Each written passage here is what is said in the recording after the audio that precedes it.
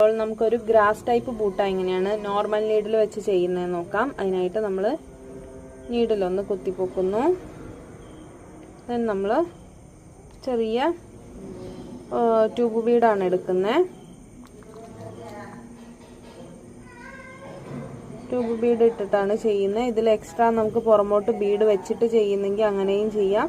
അത് നമ്മുടെ ഐഡിയക്ക് അനുസരിച്ച് നമുക്ക് ഇഷ്ടമുള്ള വേരിയേഷൻസിൽ ചെയ്യാവുന്നതാണ്. ഈ നോർമൽ നീഡിൽ വെച്ച് ചെയ്യുമ്പോൾ നമ്മളിങ്ങനെ അടുപ്പിച്ച് വെച്ചിട്ട് ഏത് സ്പേസിലാണ് അത് നിൽക്കുന്നതെന്ന് നോക്കിയ ശേഷം വേണം ഇങ്ങനെ കുത്തി ഇറക്കാനായിട്ട്. നമ്മൾ കുത്തി കൊടുത്തു. ദെൻ നമ്മൾ ഇതിൻ്റെ തൊട്ടിപ്പുറം ഈ ഒരു ഏരിയയിലേക്കാണ് നമ്മൾ പിന്നീട് കുത്തുന്നത്. കുത്തിപ്പൊക്കുക. എന്നിട്ട് നമ്മൾ വീണ്ടും അതേ വലിപ്പത്തിലുള്ള വേറൊരു ബീഡ്, ഇതിൻ്റെ കൂടെ നമ്മൾ വേറെ ബീഡ്സ് ഇട്ട് ചെയ്യുന്നെങ്കിൽ ആദ്യം ആ ബീഡിനെ ഇട്ട് കൊടുക്കുക. എന്നിട്ടാണ് ഈ ട്യൂബ് ബീഡിനെ ഇട്ട് കൊടുക്കേണ്ടത്.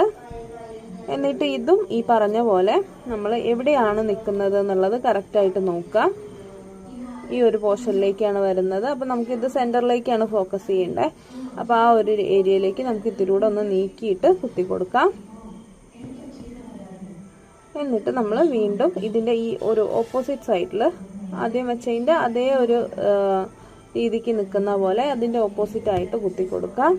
ദെൻ നമ്മൾ അടുത്ത ബീഡിനെ ഇട്ട് കൊടുക്കാം.